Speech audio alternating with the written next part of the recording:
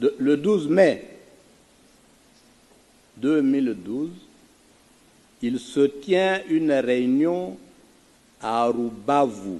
Rubavu, c'est au Rwanda, frontière avec le Nord Kivu là-bas, des ministres de la Défense congolais et rwandais.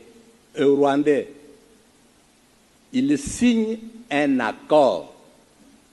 Dans cet accord, les deux parties conviennent de ce que les armées rwandaises peuvent entrer au Congo et surveiller les 9 frontières de ce pays. L'accord existe. Nous en avons des copies.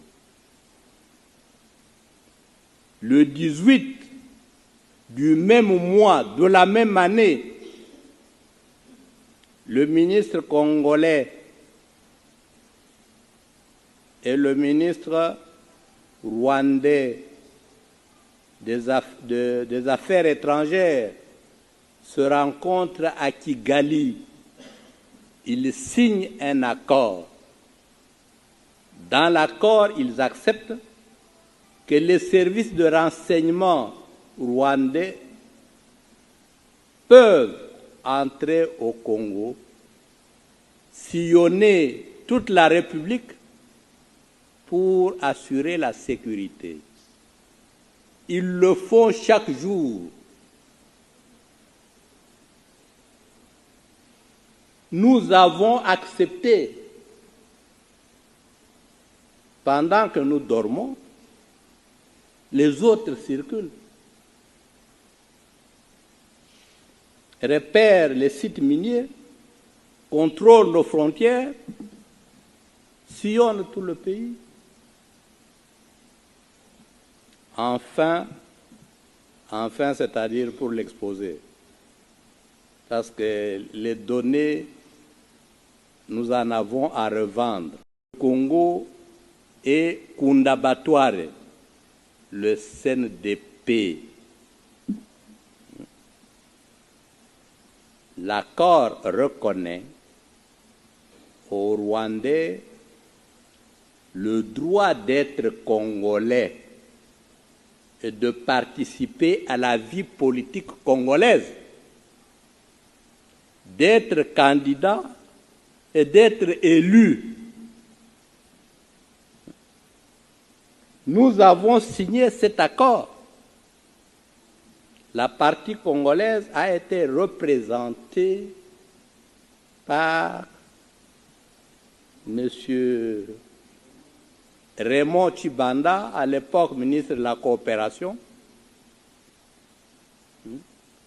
et Obasanjo, qui était témoin de la communauté internationale, lui a posé 3 fois la question. Est-ce que vous acceptez de signer un tel accord? Il dit oui, 3 fois. Obasanjo a réagi, votre pays aura des problèmes. Il ne s'agit pas de chimère, il s'agit de réalité. Vous connaissez également l'affaire de mixage. Bongeli vient de parler ici de l'armée. Mais en fait, d'armée, nous n'avons pas d'armée. Nous avons une ONU. Notre armée comprend les Congolais, les Burundais, les Rwandais, les Ougandais, les Érythréens, tout le monde, sauf vous qui êtes dans cette salle. C'est une armée multinationale. Alors, ce qui se passe à l'Est, les trahisons là, vous pouvez les comprendre. Très bien, avec l'opération mixage.